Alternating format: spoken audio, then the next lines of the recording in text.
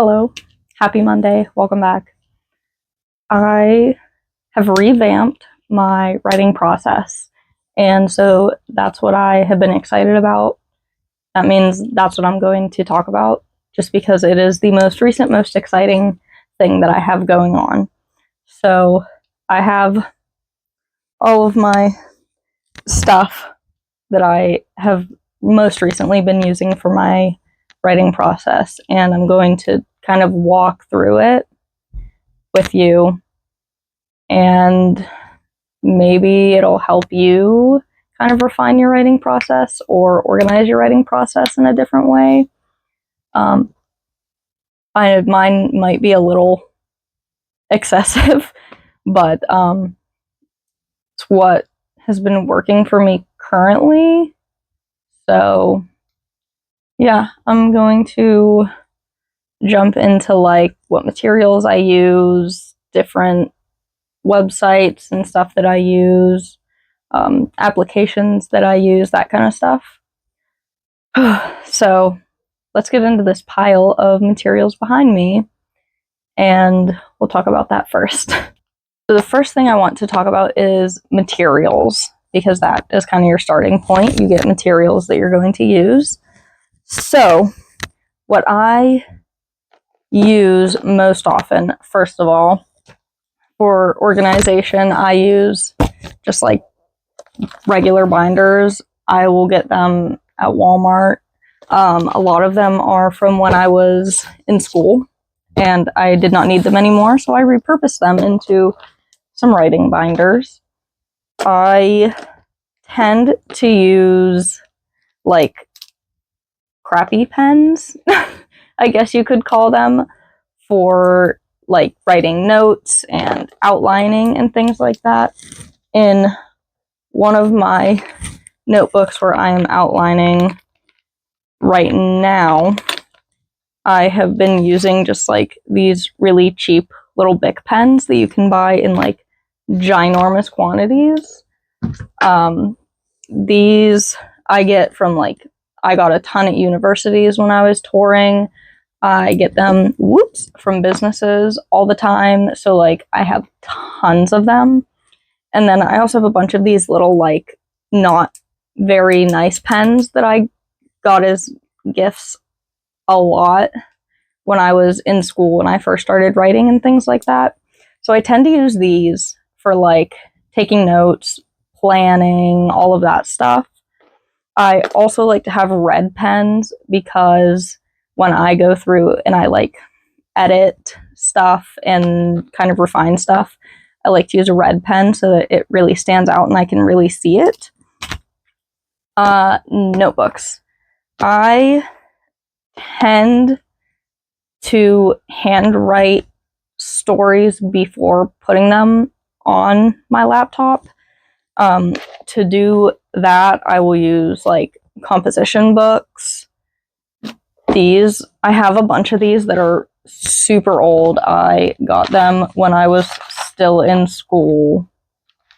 They have like notes and stuff in them and other like little stories that I wrote before.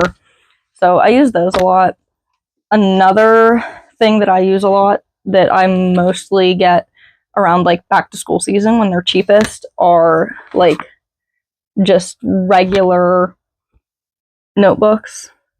These I get at Walmart for really cheap around back to school, and these I will literally get at the dollar store, or I'll see cute ones that I really like at Walmart or office supply stores sometimes. My favorite are college ruled. This one is wide ruled. But my favorite are college ruled. I'll show you the difference. College ruled, they're just like tighter line spacing, so you can put a lot more in them. And I used to write really big, and now I tend to write pretty small. So I prefer college ruled just because it kind of makes me write a little bit smaller. And then I don't like to lug those around all the time. Also, this is what I use to actually write the story. So I'm not normally doing planning in these. I do planning in, like, I have old diaries that I never used that I will do planning in. I also really like to get these like little tiny notebooks that you can get at like dollar stores. These are literally just teeny tiny regular notebooks, and it makes it easy to kind of bring them all over the place with me.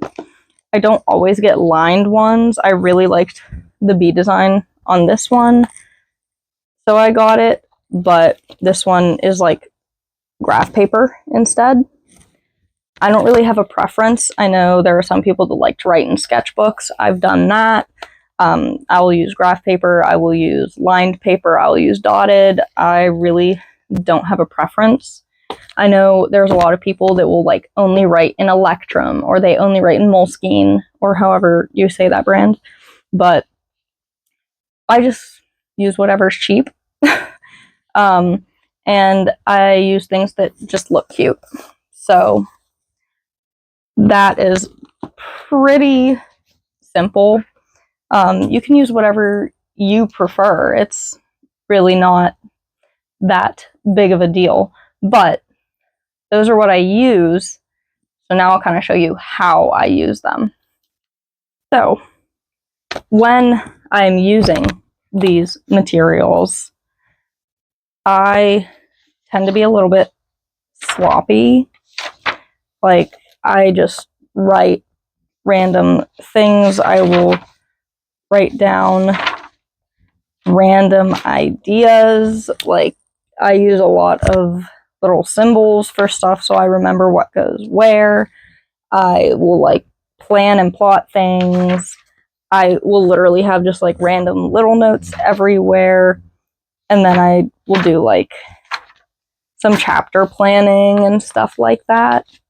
But these you can just use for any thought. So like, I have some little parts that I have wrote, but they're not in a specific place in the story yet. So you can write down ideas or scenes that you know how you want them to go, even if you're not on that scene right then. And it helps you kind of piece things together and find more of a flow, in my opinion, because you can say, oh, I have this part done and I have this part done. I need to do this. Now I know how I need to get from here to here. You already have a start point and an end point. Now you just need the middle, and I feel like that helps me kind of get from one idea to the other. I am very much a binder organizer person. So I have one binder that I have as my like writing basics binder. This one has, I use School of Plot a lot for this kind of stuff. I just absolutely love their templates and those kinds of things. So I have like one that shows you how to do like a 3-act structure. I have like one that helps you write different settings that is actually really, really helpful. They have like a body language cheat sheet, which I love. It will literally just have an emotion and all the different ways you can write about it.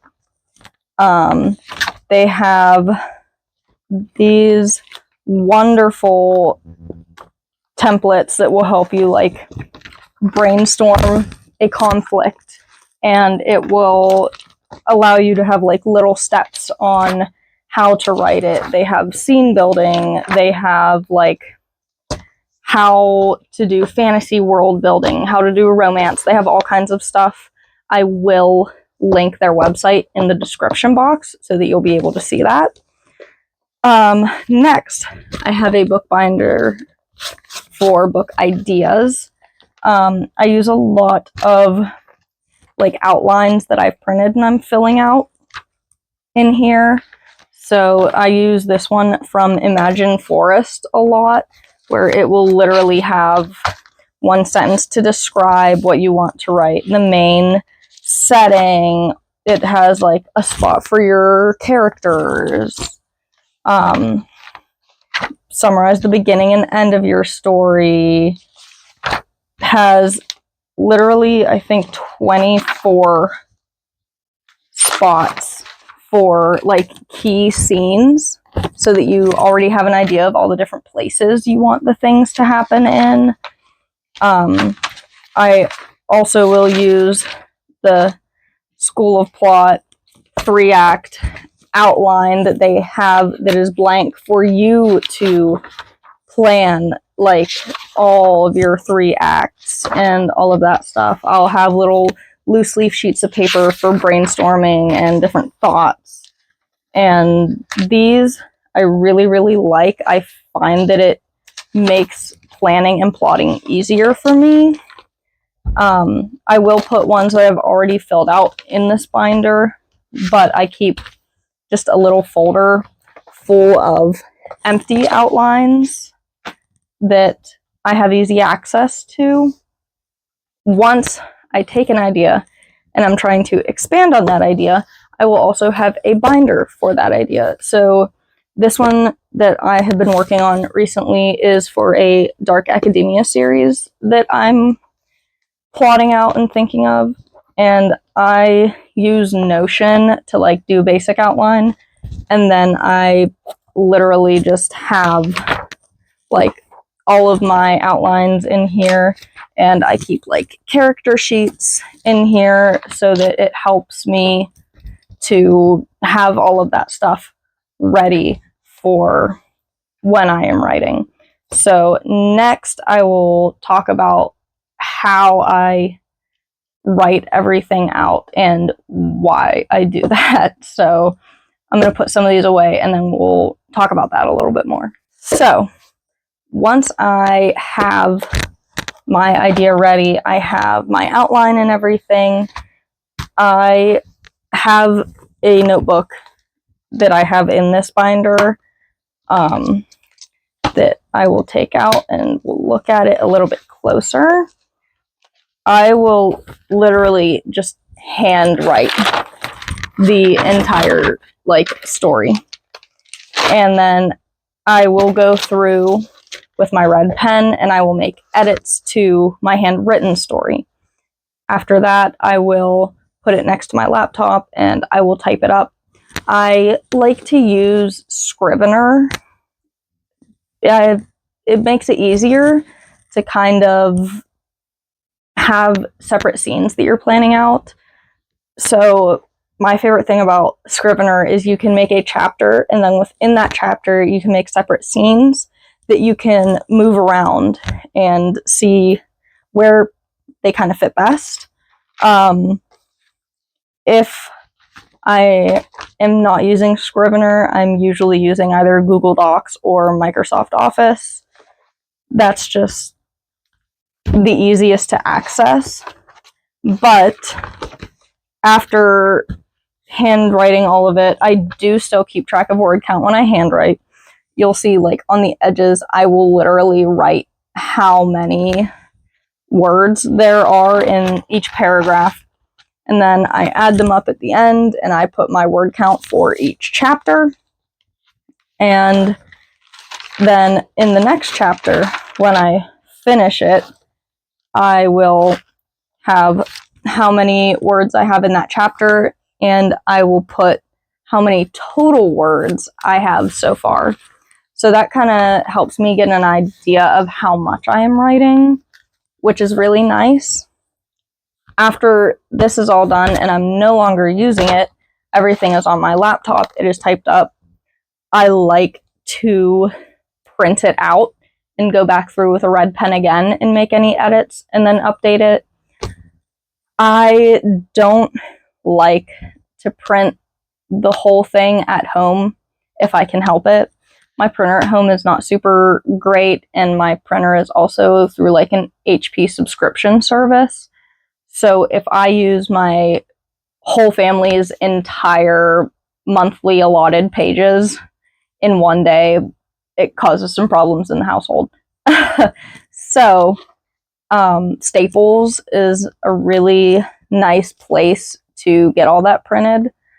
I think they're black and white pages with like standard printer paper are only 24 cents a page or something, which it does add up, but I just like looking at an actual typed up version of it. I feel like it makes it easier to edit for some reason, but for me, it works. I know there are some people that will go through and type it on like a typewriter. I would love to get to that point in my life, but a little too pricey for me right now. So for now, that's what I'm doing. If you want to kind of do it in chunks, I have done that before so that I didn't take up all of my family's allotted pages at once, where I would print like just one chapter or a group of chapters, and I will edit those, and then the next month I'll focus on like this group of chapters and stuff like that, or the next week I focus on this chapter. Just whatever is easiest for me at the time is what I do. Usually I don't like to make myself too stressed about making changes and editing it. So I'll usually do like 2 or 3 drafts that I will edit myself, and then I will get somebody else to read it and do recommendations or edits that they think are needed. Everybody does it differently. There is no real science to writing. I know a lot of people like to say that there is, and it's really good advertising to say that there is, but in my own personal opinion, there is no right or wrong way to write. So that's just me. I'm going to get all of this stuff put back together so that I can continue working on it, and then we'll do an outro. So see you in a second. I hope that this video was at least a little bit helpful for you. I know it's like your writing process can be a very personal thing, but I also like to share knowledge. Not really a gatekeepy type of person. So like, if you want to know what notebook I use and where I got it from, I will tell you. If you want to know what programs I use for stuff, I will tell you. I will not gatekeep anything ever. So I'm very open. I will answer almost any question within reason. But that's my process. Maybe it'll help you form your own process. That's really something that I think you have to figure out on your own. But whatever works for your schedule, how much time you have to work on it, and stuff like that, I think is the first thing to consider when making a process. But I think the main thing is to like let yourself be messy. Let yourself be all over the place when you are planning and brainstorming and doing notes, because you can always organize it and put it together later. As long as you have an idea, you have something that you want to write down, just write it down. I have literally had times where I just tear random pages out of stuff to write down ideas, and then I have a pile of random pages or like napkins I've written on, and I just organize them later. Because once you organize them and you have them, you don't have to keep those things. You can get rid of them and then just have the more organized version of it. So I like to not force myself to be too organized and put together right out of the gate. And that's my biggest recommendation and my biggest tip. But that will kind of conclude this little Monday video. I will be back with a vlog on Friday. So happy reading, happy writing, and I will see you next time. Bye, guys.